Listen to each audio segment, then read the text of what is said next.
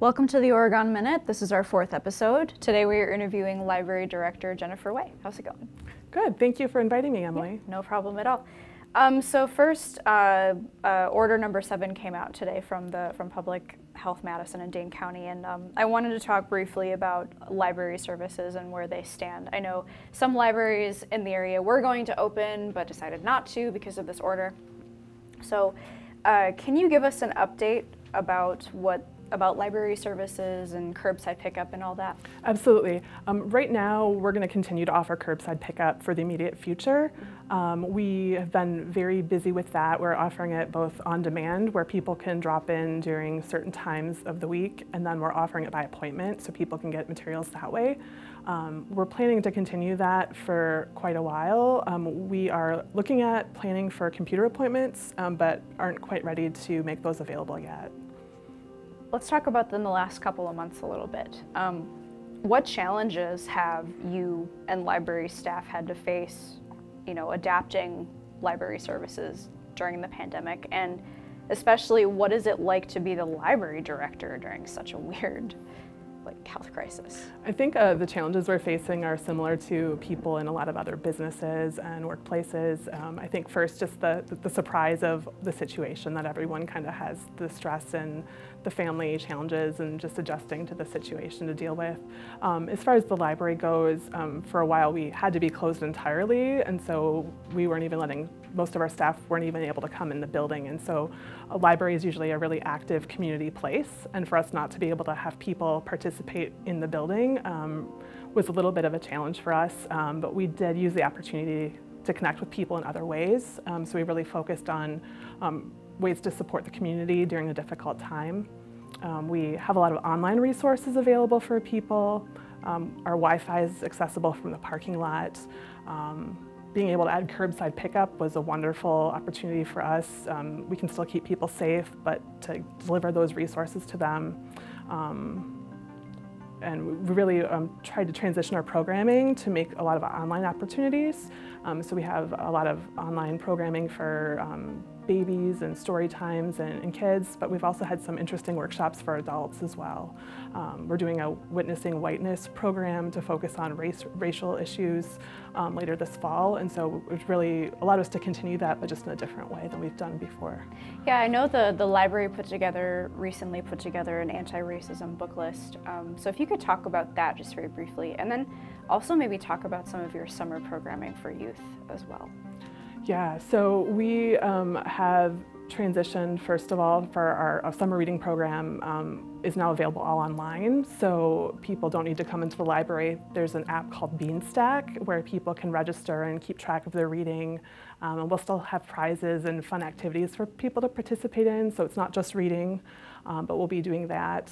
We're working on putting up a story walk around the library with a picture book that families can walk around the block and look at the story as part of that, and so we're going to continue kind of all those activities, some fun programming over the summer as well. Related to the racism issue that's really center in the media right now, we're trying to really reflect on how we operate as an organization and do everything we can to improve how we operate, and then to support community members as they're really thinking about themselves and their own perspective and how they can improve the situation. So we have that book list. We have some facilitators scheduled for the Witnessing Whiteness. It's a 10-week program starting in August. We're looking at our collection to make sure we have diverse voices and diverse viewpoints represented in all the books that we offer to people of all ages. So really kind of trying to reflect on our own services and make sure we're being inclusive and representing community members. What are some examples of titles? If you look on our website, we do have a link to a list of titles. The Witnessing Whiteness is one book that we're going to have multiple copies of. I think we have over 20 copies on order that we'll have available. How to Talk About Race is another title that we have available. So our collection, we have some in our own collection, and we can get a lot of titles from other places. There's 4 titles right now that are available through our Libby app or Overdrive, which are electronic titles that there are unlimited copies, so anybody can check out right away. Which we know there's been really high demand for those titles, so that way people can do them without having to wait. So that's awesome. now let's talk about the New Library Capital campaign. Looking back at February 14th, I'm sure you can remember, crowds of people flocked to the Firefly to kick it off. I mean, there were, people were like writing love letters to the library. People were all sorts of different things at the Firefly. I mean, and to me, that just seems like such a world away from where we're at today, and I'm sure you can agree. And then of course, March 11th, the pandemic hit. So now what? Summarize the June 15th joint Village and Library Board meeting and extending the Capital campaign deadline, because I understand you were not able to reach your goal, and that's $4 million of the $10 million total, due to people needing to hunker down at home. So can you summarize what that discussion was like at that meeting and the deadline being extended to December? Sure. I'm going to just start back what you said. The February 14th was really the kickoff of the public phase of our Capital campaign. And the idea of that is just really to get broad awareness in the community, to make sure everybody knows what's going on, the goals of the project, and to really invite people, no matter who they are, to be part of making a difference and part of making it possible. And so we're really just kind of trying to get that awareness and that energy and that excitement out. And the event at the Firefly was amazing. There were lines all day long. We had really good feedback. We heard people in line talking to each other about the library and why it was important to them, and got really good responses from the community in response to that day. And so to have all those efforts kind of come to a stop in March was just really devastating, I think, for everybody in general, but for the campaign especially. It was really hard to not be able to continue so many activities that we had planned. We had a whole schedule of presentations and community groups we were going to talk to and meet with, and fun, engaging activities that we had planned, and so had to cancel event after event because of that. So that was kind of hard for everybody, but it was also important that people were able to kind of focus on what was most important to them and their families at that time, and so we really had to kind of take a step back at that point. The campaign was originally planned to go through June, and obviously because those activities were paused, we were not successful in reaching the goal at this point. We did check in with the village board on June 15th and had a discussion about what activities we had done as far as the campaign goal. Right now we've reached about 1.24 million in gifts and pledges, and so that's amazing for a community of this size. We're really grateful for all the generosity and support we've gotten from community members. Our plan is to extend the campaign through the end of this year to try to meet that goal or get as far as we can towards it.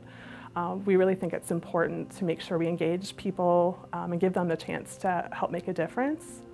We've had kids do lemonade stands. I think we have 2 kids that have done 3 lemonade stands and raised over $400 for the project.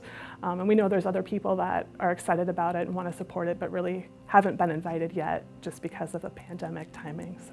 As far as I understand, I remember in talks with you and Randy Glish about the campaign, I understand that there were some people who even donated their stimulus checks to the project. Yeah, that was really neat to see, yeah. Yeah, that's, that just, and that I think adds to the generosity that you mentioned.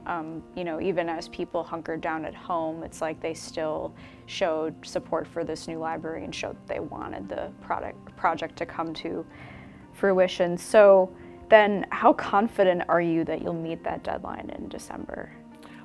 We're going to do everything we can. Whether we reach the $4 million mark or not is a little bit out of our control. It really relies on the generosity of the community and what people are able to do. I know there's a lot of financial hardship a lot of people are facing with the pandemic for a variety of reasons, but we're going to do everything we can to get the word out and invite people to support it and get as close as we can to the goal.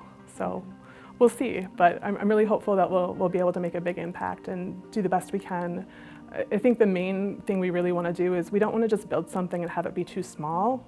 We really want to build something that's going to be responsible for the community both today, but also into the future, to really last a long time and serve the needs. It doesn't have to be the biggest or the fanciest, but we want it to be something that really reflects Oregon and is something Oregon can be proud of. Do you want to reiterate some of the design features that the library will have? I know that it's going to be very spacious. There's going to even be rooms for new mothers and things like that, which is something that stuck out to me. I remember when I first reviewed the design plans.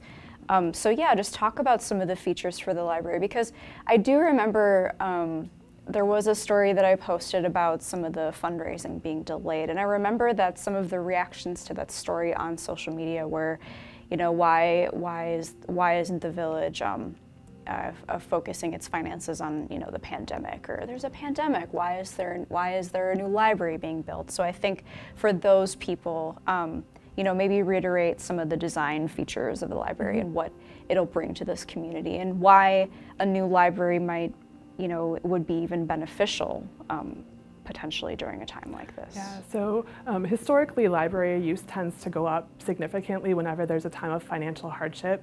A lot of community members use the library for things that they previously might have paid for on their own, or, you know, cancel subscriptions to things and go to the library. And so we're anticipating increased use once we reopen because of that kind of financial situation a lot of people are going through.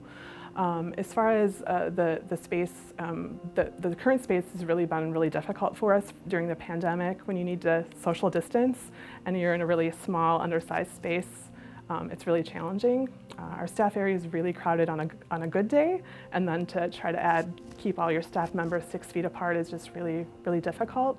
We've actually converted our meeting room into staff workspace right now to be able to, you know, try to have more people in the building to be able to work. And so it's really been posing some challenges both now and for when we allow public back in about how we can keep people safe. We're one of the smaller libraries in Dane County, but we do a lot of business, so our space and our usage don't really align right now. And so we're really needing a lot more space. We're kind of looking at around 33,000 square feet, which is, if you've gone to Verona, that's a really good example of what other communities have that's very similar. DeForest is around that same size. So again, we're trying to just get to a level that other communities have. Some of the features, we just really need more space for everything, you know, for people, for computers, for materials. Right now our seating is limited, and if you have one family come into the children's area, we don't have a lot of room for multiple families to use the area at one time. And so we really just need to kind of expand everything. Some of the features that we really hope to offer in the new library would be like study rooms or small meeting rooms where people could get together after the pandemic, of course, and have, you know, a business meeting or an interview or work on a project and really connect in that space. We're hoping to have a conference room kind of for smaller groups or book clubs or small boards where they can get together and meet or talk or work on ideas. A nice community room, both for library programming, but also for community groups to use and meet and have speakers and gather, again, after the pandemic's over. So those are some of the main features, but, you know, like a story time room where we can have youth programming. You mentioned the new mother's room, and we'd really like to have, you know, that kind of space available. So there's just so many opportunities for expanded teen space and things that we're not really able to offer right now. So then, and this is outlined in the Memorandum of Understanding. You know, briefly summarize the next steps after potentially meeting that December deadline.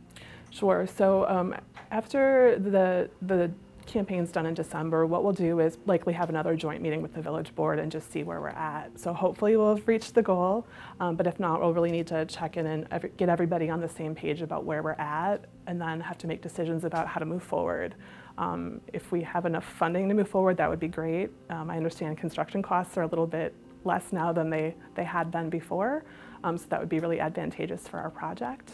If we don't have enough money to meet our project goal, we'll have to look at the project and decide, you know, what are the priorities? Can we take something out? Can we get additional funding? You know, what options do we have available at that time? You know, again, we want to be responsible with the funds that we have, but we also, you know, there's certain costs that we do need to put in the building to make sure it lasts a long time as well. Is there anything that you wanted to discuss that you feel like I missed? No, I think you covered everything, yeah. I do just want to say thank you to all the community members. I started about 2 years ago, and I've really been just impressed with the community members all just supporting the library, the partnerships with other community organizations and village departments, the staff, the volunteers, and just everybody who's donated to support the campaign so far. Well, thank you. Thanks for coming on today. Thank you. I'm Emilie Heidemann. I'm community editor with the Oregon Observer. Thank you all for tuning in today.